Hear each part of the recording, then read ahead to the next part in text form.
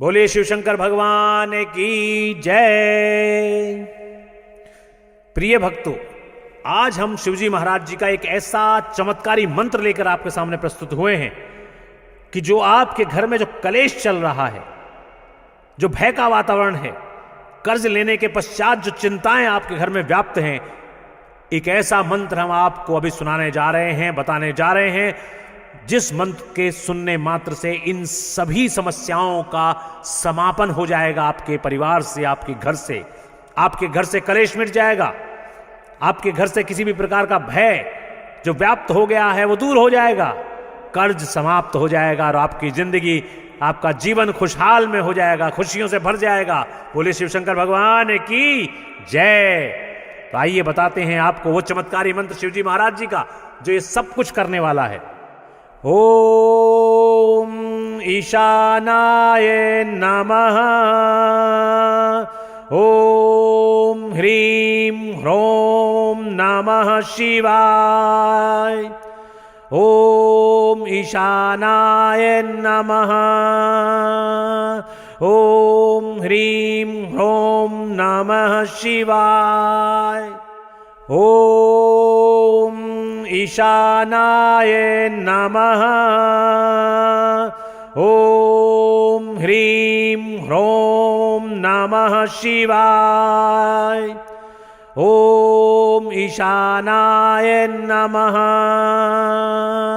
ओम ह्रीं ह्रों नमः शिवाय। ओम ईशानाय नमः। ओम ह्रीं ह्रों नमः शिवाय। ओम ईशानाय नमः। ओम ह्रीं ह्रों नमः शिवाय। ओम ईशानाय नमः। ओम ह्रीं ह्रों नमः शिवाय।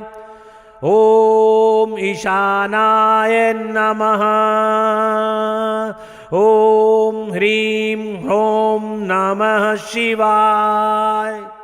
ओम ईशानाय नमः। ओम ह्रीं ह्रों नमः शिवाय। ओम ईशानाय नमः। ओम ह्रीं ह्रों नमः शिवाय। ओम ईशानाय नमः। ओम ह्रीं ह्रों नमः शिवाय। ओम ईशानाय नमः। ओम ह्रीं ह्रों नमः शिवाय। ओम ईशानाय नमः। ओम ह्रीं ह्रों नमः शिवाय। ओम ईशानाय नमः। ओम ह्रीं ह्रों नमः शिवाय। ओम ईशानाय नमः। ओम ह्रीं ह्रों नमः शिवाय। ओम ईशानाय नमः। ओम ह्रीं ह्रों नमः शिवाय। ओम ईशानाय नमः। ओम ह्रीं ह्रों नमः शिवाय। ओम ईशानाय नमः। ओम ह्रीं ह्रों नमः शिवाय। ओम ईशानाय नमः। ओम ह्रीं ह्रों नमः शिवाय।